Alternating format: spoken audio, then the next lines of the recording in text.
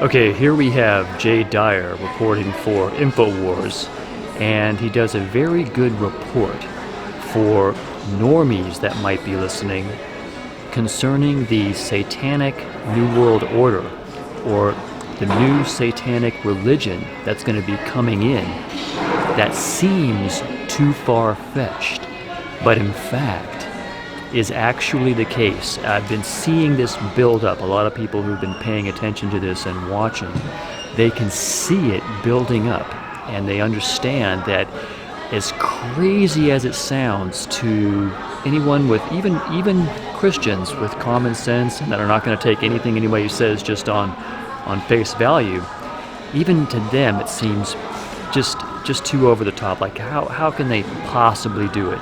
Like, it just doesn't make sense. There's too many, common sense, Bible in one hand, shotgun in the other Christians in America that there's just no way. But listen to this report, and then I will comment on it scripturally, how it matches the outrageous reality that already is in play and is going to come more into play. Have a listen. Welcome back to the Alex Jones Show. I'm your guest host, Jay Dyer of Jay's Analysis. Today, we're going to be talking about a essay that I read back in 2010. And at the time, I thought it was too out there. It was just crazy, the idea that there could be a spiritual sort of satanic dimension to this global New World Order that's coming into play. And I remembered it the other day as I was reading through a lot of these global elite texts. And I thought, you know what, that actually needs to be in the roster of the global elite texts, precisely because it now has come to fruition. And in fact, this was an essay written by a self-proclaimed high-level Satanist in Australia. And this person wrote this essay at his deathbed, so he says, that I just wanted to give an account of all of the evil that I participated in. And it's not a confession of repentance or something like that. No, he's confessing to the fact that what's coming into play is a satanic plan. And again, at the time, I thought it's just a little too far out there. Nobody's going to believe this. But I thought it was relevant because he was a powerful underground player in Australia. And he claims to be connected to a lot of satanic groups there, as well as satanic groups in the U.S., including high-level people in the government, military, entertainment, and so forth. And the fact that he said back in 2010 that the satanic elite had so conquered the Australian and British Anglosphere establishment governments, that he said in the next several decades, you will see heavy-handed tyranny, brutality, and oppression coming into play. Well, I don't think it's in the realm of theory anymore. I think that he was telling the truth. I think this person was a member of a high-level satanic group. He did have all the connections that he talked about, and the mere fact that he said that the Australian people would see the heavy hand of this satanic power structure coming down upon them proves that he was telling the truth. So let's get into this essay. It's about the confessions of a former high-level Satanist in Australia. And the first thing he says in his essay is that they have essentially corrupted and corralled many high-level politicians, lawyers, military men, gurus, in other religions, including high-level Christian groups. Right, powerful elite Christian groups with a lot of money, especially evangelical fundamentalist groups. He says that they've actually bought them off back during that moral majority period. Now, again, I didn't believe that at the time, but I think that now we've seen that a lot of the scandalous ministers that have come out, both in evangelicalism and in the world of Catholicism, both of those realms, right, are rife with false, controlled opposition church leaders. He begins by saying that we employ all the techniques of mind control and abuse that you saw associated with MKUltra. He says that we even at times are linked up with organized crime groups. And he goes back and he says that my origin in all of this goes back to my college days in Australia, where I was invited to a seance and invited to some of these black magic groups. And he says that when I started out, I didn't realize what I was really getting into. And he says that as I moved up in the ranks of this, he says, I realized that we were intentionally involved in degradation rituals.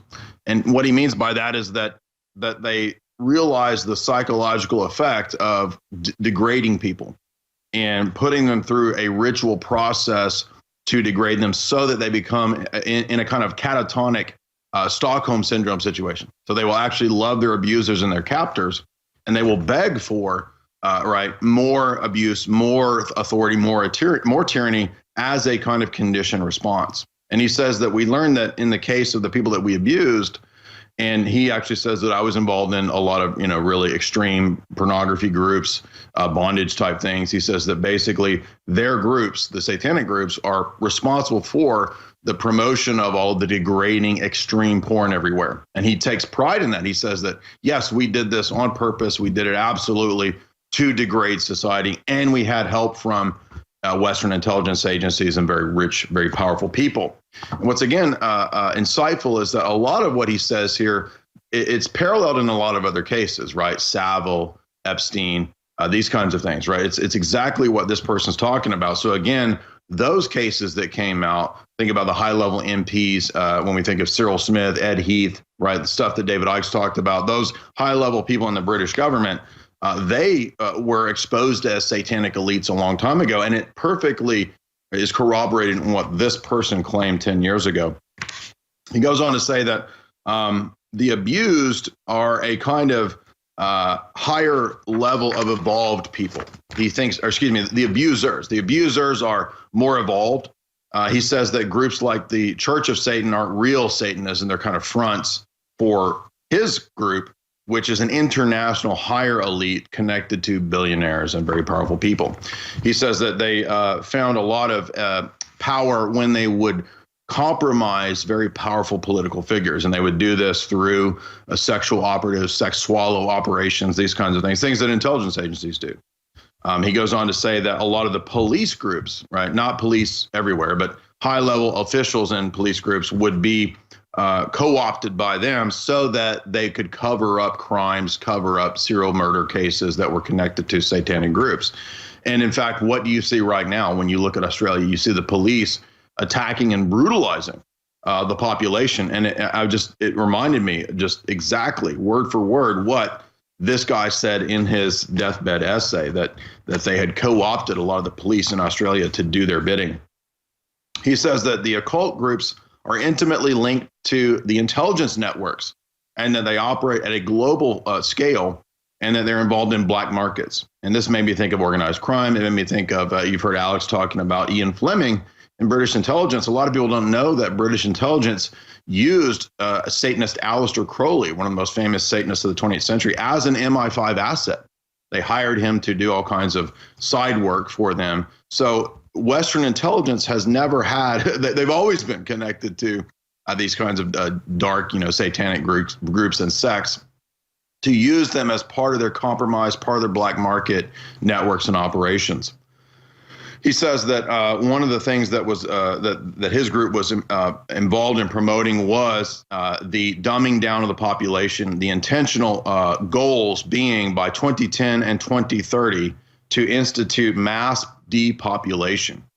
And so what's amazing here is that what you hear Gil Bates, oh, we got to get the numbers down. Gil Bates, what you hear Klaus Schwab, and what you hear the satanic elite saying is one and the same. So it doesn't really matter if Bill Gates himself is a Satanist or if Klaus Schwab is. I don't know what their religious beliefs are, because they all have the same end goal, right? They have the same goal of these people, which is to degrade, destroy, and dehumanize society. So a lot of people can't figure out what's going on because they won't look at, or they're deluded and blinded to the reality of a higher level connected spiritual plan that's at work in this global New World Order. They only see it at the level of politics or at the level of Fauci or at the level of this or that, which is true. But if you understand that this is a conscious, willed, evil plan, then it all begins to make sense, right? And it doesn't mean that Bill Gates has to consciously know that he is doing something satanic. He may not. Klaus Schwab may not know or believe in Satan, but they're under the dominion of a higher level satanic power precisely because it lines up exactly with what the Satanists themselves have said for the last 100 years is their plan to massively depopulate as a ritual, right? As a ritual. They even say abortion is a ritual sacrifice.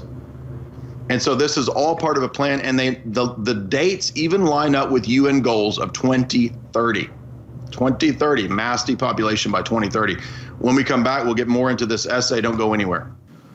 Welcome back to the Alex Jones Show. I'm your guest host, Jay Dyer of Jay's Analysis. We were getting into the Confession of a Satanist, the deathbed essay, bragging about the things that they had accomplished back in 2010, predicting where things would go in the next decade and up into 2030, with that same coordinated goal of the UN depopulation agenda by 2030, getting the numbers down, right, from he says up to 70% is the goal by 2030 to depopulate the earth by at least 70%. He also says another one of their goals was in the Anglosphere, in the Western world, to poison the water supply, to have enough chemicals in the food and water such that the population would literally drop in their IQ. And he says that if you want to see an example of where we got this philosophy, he said you could look to somebody like Henry Kissinger. Now, he doesn't say that Kissinger was explicitly a Satanist. Again, it doesn't really matter if they're objectively, purposefully doing it for Satan or whether they're just part of the plan. He says that if you look at the terror strategy that Kissinger premiered along with Brzezinski, the strategy of tension, the arc of crisis, he says we just took those old models of how to keep the public in fear and we turned that to doing it in every domain. So if you look at the way that the CUFID response has been rolled out, it's all based on fear narrative. It's the exact same psychology of the Cold War and the War on Terror, right? And it's this hyped up fake fear of things that, at least last year, right, 99.9% of people do not die from COVID. Now, of course, we've got mutating things out there. Who knows what's out there in terms of releases and what they're doing in terms of the spike protein, shedding and so forth. But at least last year, this was a hyped up thing. And now we have, again, this total fear narrative. And so the masking, right, my take on it is that it lines up perfectly with what he's saying in terms of psychology, in terms of social engineering, getting people in a state of perpetual fear to walk around in public and you see everybody masked up. I mean, it's just like something out of a bondage ritual. And I don't mean to be profane, but this person is saying that you can't really understand it until you understand it from that vantage point. It's essentially signifying your slave relationship. You're a slave. And he says, when we look at the people in Australia, this guy's again a high-level government-connected claimed Satanist. He says that we look at the people of Australia as our slaves. And slaves like to be humiliated. They like to be dominated, he says. He says, so, and you see this in the way that people responded to the War on Terror. Oh, there's some threat somewhere out in the world. Oh, please take all of my rights. Every right I had, please take it, please, right? He says they just submit like total docile sheep. And again, this was 2010, reflecting on 9/11 and the War on Terror. How much more right appropriate is that analysis now in 2020 and 2021? Another example he gives is of the Federal Reserve. He says, just look at the fact that we are part of a satanic system that takes all of your money, prints as much money as we want, and yes, it's all theft. And he says, and nobody understands or cares or has a problem with this. The entire debt-based fiat system is a scam. Everybody knows it's a scam, and they just willingly submit. They don't oppose it. They think that it's there for their security and for their safety. And he says that ultimately, this is, he says, a satanic delusion. Now, the amazing thing to me is that there's really only two people in the world that understand that what's happening today is spiritual and that it involves a mass delusion. And who are those? It's people with Christian worldview, biblical worldview, versus people like this with a evil, self-conscious, satanic worldview. Those are really the only two people who, at a high level, typically speaking, can really put all the puzzle pieces together. Because if you don't believe that there's a spiritual realm or a spiritual, dimension to all this, you're really going to be limited in terms of the connections that you can make to figure out what's going on. But this person really ties it all together. Again, 11 years, 12 years before all of this COVID nonsense occurred, right? And he says that if you look at the way that captors have abused their subjects in terms of like CIA torture stuff, he says it's all the same approach. He says that his groups, his satanic temple, are directly connected to people in British intelligence, to the CIA, to high-level military people. And if you look at the recent death of people like Michael Aquino, right, who's the famous satanic occultist who wrote the Army's PSYOP mind war strategy or doctrine, right, in terms of the modern era, we can see that, again, he's vindicated here, right? And he says it's not just people like Aquino. He says that there's high-level people in entertainment, high-level people who are supermodels who are involved in his ritual groups. And again, this is literally sounds like Eyes Wide Shut, right? So, I mean, literally Eyes Wide Shut level stuff. And he says in this essay, he says Michael Aquino was somebody who was involved directly in helping Australia set up the Pine Gap facility and set up the echelon spying network by which everybody would be surveilled. And he says it went directly to the high-level British elites, went directly up to the Queen. It was a British intelligence operation ultimately connected to the CIA. And he says if you want to understand the pop culture world, he says look no further than high fashion. He says high fashion itself is ruled and dominated by a bunch of satanic elites. And remember, this is 2010. What have we seen in the last couple of years with the fashion world? Literally satanic fashion shows in England. Do you remember that? There was churches that are used, so-called churches, Episcopal, which aren't even really, they might as well just be satanic churches, right? Episcopal churches having openly satanic Baphomet inverted pentagram fashion shows in the last couple of years, right? And we've seen this all over the fashion world. He mentions other satanic groups working with his group. And he says, ultimately, our goal was to destroy Christianity. Now, this struck me as odd because if Christianity is if it's a lie, right? If it's a deception, if it's this weak, horrible religion, well, then why do you have to work so hard to destroy it? I mean, wouldn't it just implode on its own?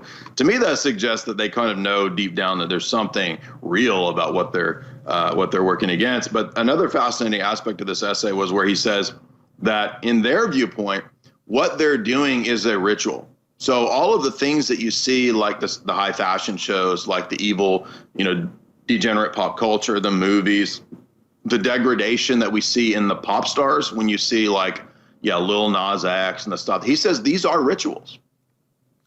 And he says that the degradation that's put out in terms of the extreme pornography and the Hollywood degeneracy, he says it literally is a ritual, and it's done to degrade and dumb down and brutalize the spiritual senses of the population so that they go under a delusion and can't see any way out of it. It's a hoodwink or a spell. And he says that the more that they buy into this, the more they're deluded and the more they double down.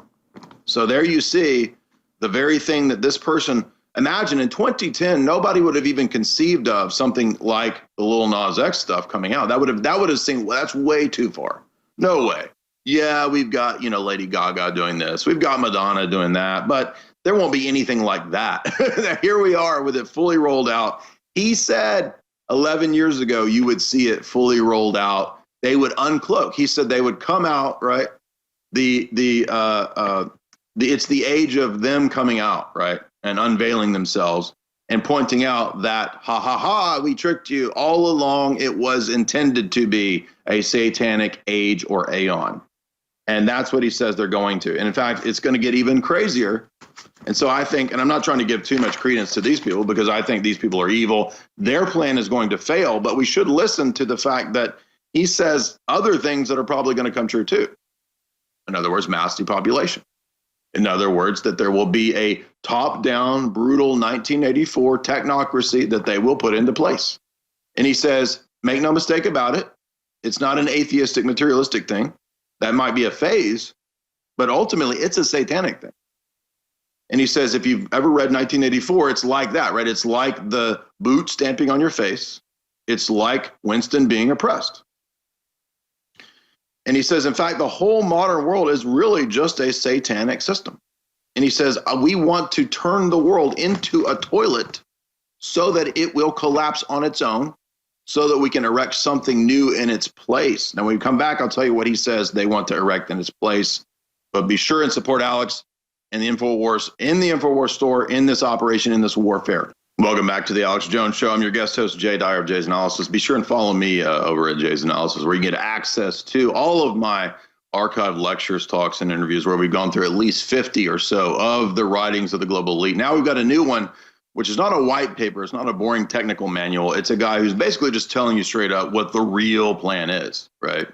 It's actually a satanic age that they want to bring in. Now, that's the irony here, is that this guy goes on to say, well, after we flush Western civilization down the tube because we want to basically make it into a big toilet through degenerate pop culture, he says, you thought you were going to get this age of liberty and freedom? No, you're going to get an age of brutal tyranny where the satanic aristocracy, those who are truly evolved, those at the top of the Darwinian social totem pole, will brutalize and have a slave population underneath them. That is the technocratic elite, the eugenics elite, basically. And he actually says, no, we still believe in eugenics, by the way.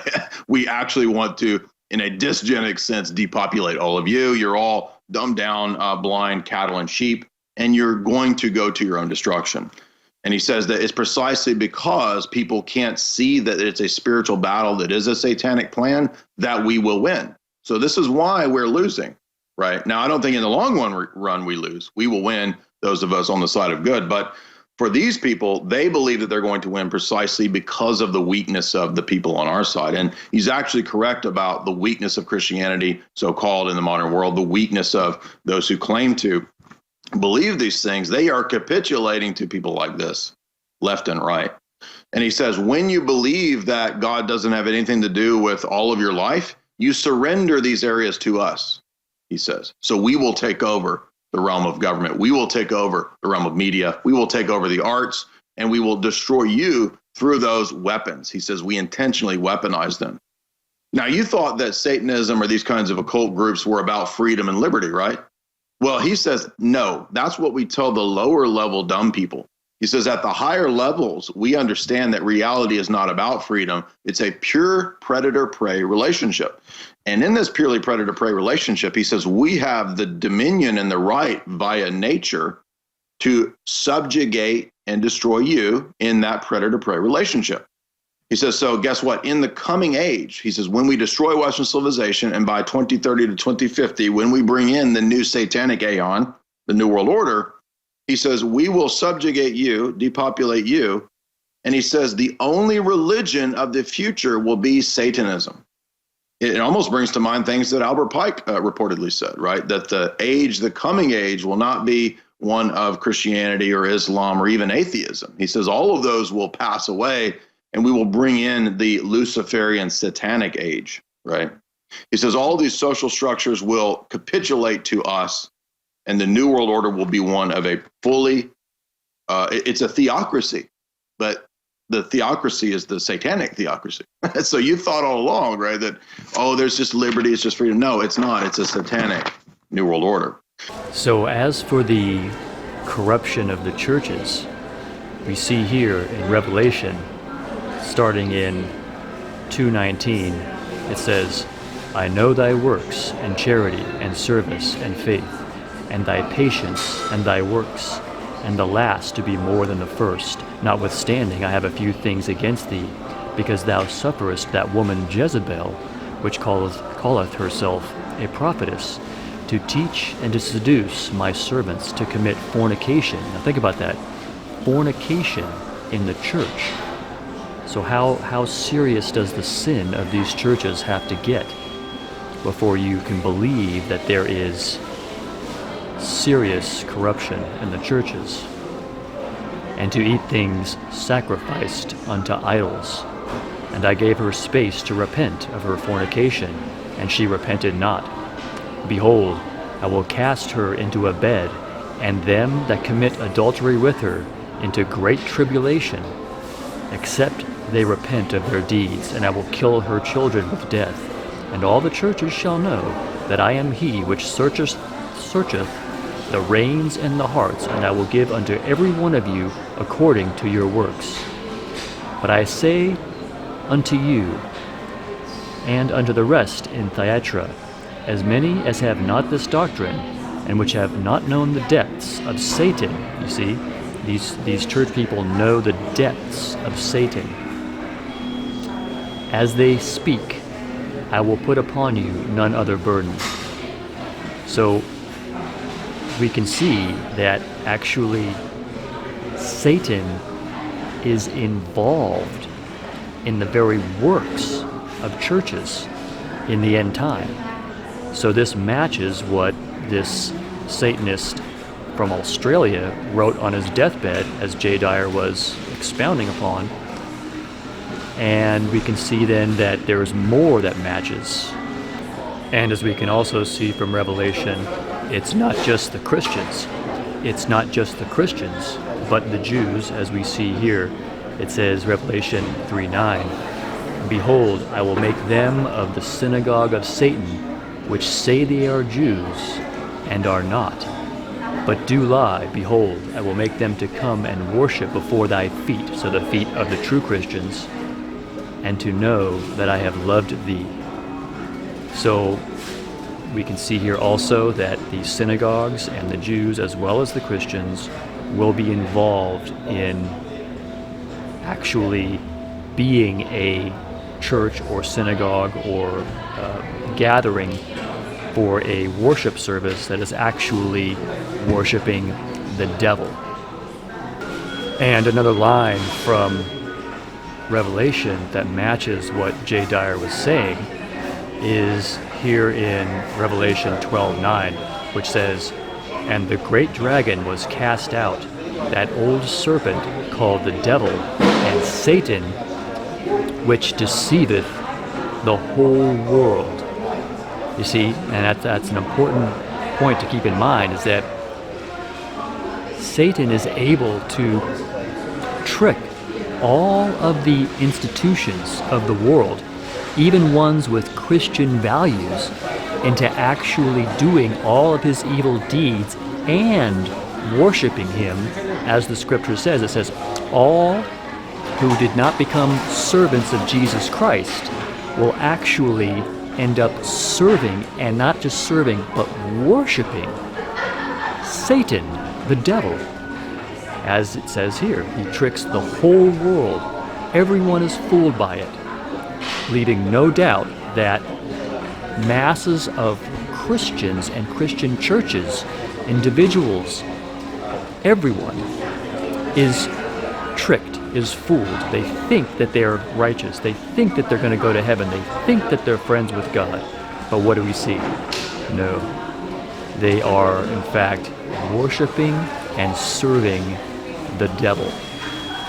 And as for the part about attacking the Christians and the saints, we see here in Revelation 12:17 a iteration of that. It says, "And the dragon was wroth with the woman, and went to make war with the remnant of her seed," the Jews, "which keep the commandments of God and have the testimony of Jesus Christ." Okay, now notice how this matches what J. Dyer was saying in his dissertation.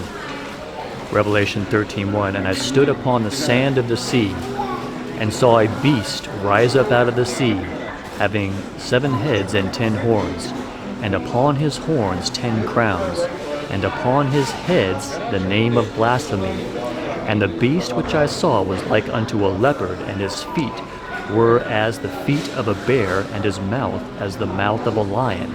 And the dragon gave him his power," the dragon being Satan, "and his seat, and great authority." See, not only does he fool the whole world, but he gives his servant, the beast, great authority with which to what? Exercise control. Now, some of us, probably including J. Dyer, who found it timely to read that report, even though he first read that satanic author from Australia back in 2010, but he sees what's happening recently as being a realization of what he read back then that seemed so outrageous, and now seems like it's really happening. Revelation 13:4, "And they worshiped the dragon, which gave power unto the beast, and they worshiped the beast, saying, Who is like unto the beast, and who is able to make war with him?" So there's going to be an overwhelming force, which we may be being faced with now, like people want to rise up, people want to organize, but somehow they can't. And they're seeing the tyranny, and more people are waking up. But we see here that they worship the dragon, and those people that are even like crying out for freedom and rebelling may be of those same people who are worshiping, in fact, and serving willingly. That's why, in fact, no one can rise up, because they're still serving, they're still worshiping, and yet they don't know it, because what? They've been tricked. And why? Because they aren't true in their walk with Christ, or they have no walk with Christ at all. Revelation 13:8. And all that dwell upon the earth shall worship him, whose names are not written in the book of life of the Lamb, slain from the foundation of the world. Notice what it says. And all that dwell upon the earth, all that dwell upon the earth shall worship him, who do not receive the name of the Lord written on them as a mark of their true service and dedication to God. God knows whose heart is true, who is lukewarm, and whose heart is dedicated.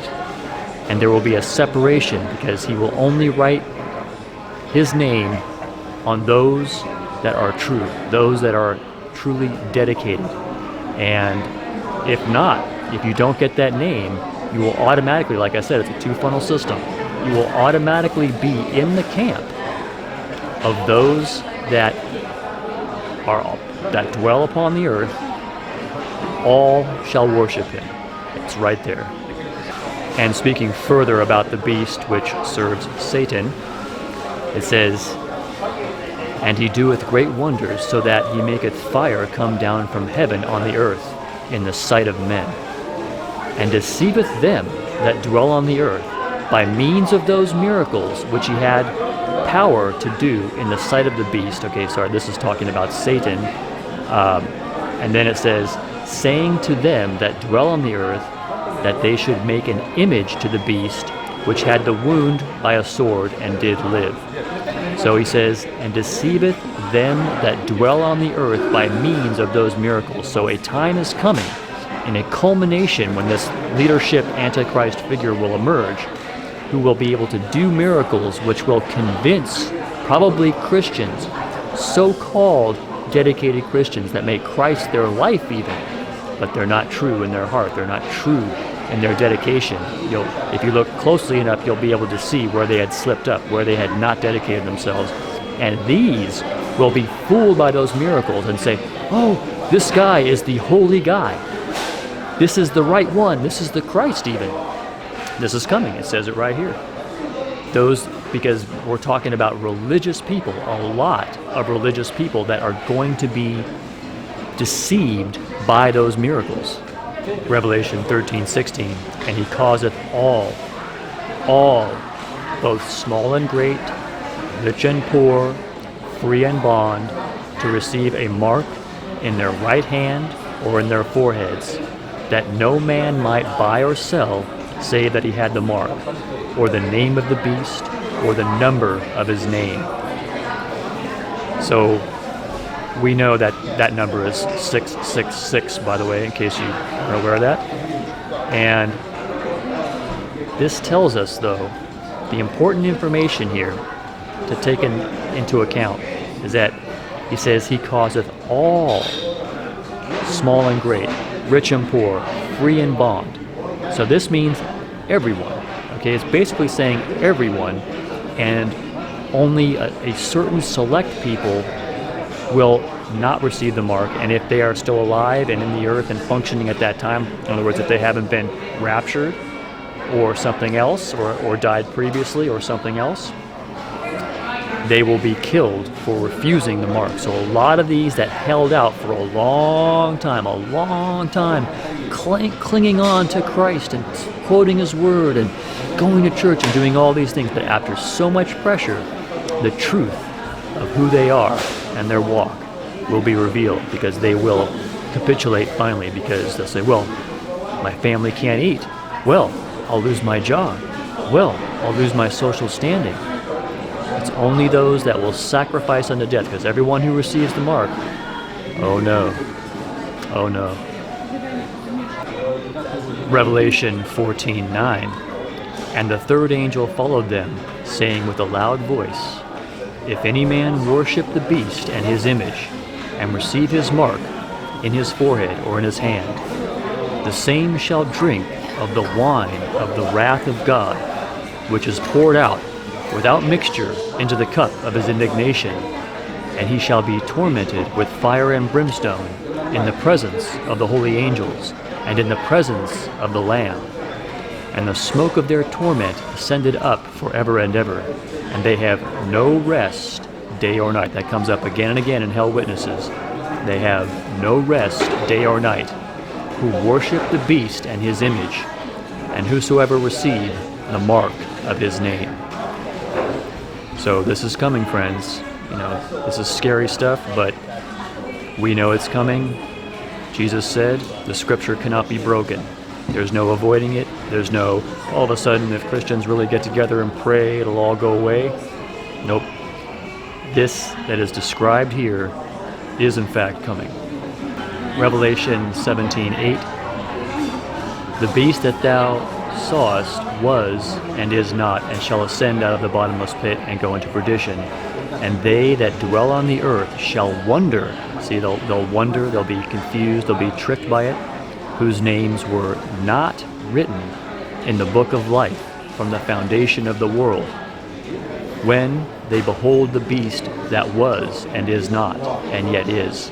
So those whose names are not written in the book of life, they'll wonder after the beast. They will consider the beast like this great man, this great, leader. They will be enthralled by it, and they will be tricked unto the moment that the final plagues of God come down upon them, which is going to be very bad news for all that remain in the earth at that time. Revelation 21:3. And I heard a great voice out of heaven saying, Behold, the tabernacle of God is with men, and he will dwell with them, and they shall be his people, and God himself shall be with them, and be their God. And God shall wipe away all tears from their eyes, and there shall be no more death, neither sorrow, nor crying, neither shall there be any more pain, for the former things are passed away. If you're watching this, it's not too late. Say this prayer now. Father in heaven, please save my soul by the work of your Son Jesus on the cross, and show me your pure words in the authorized King James Bible.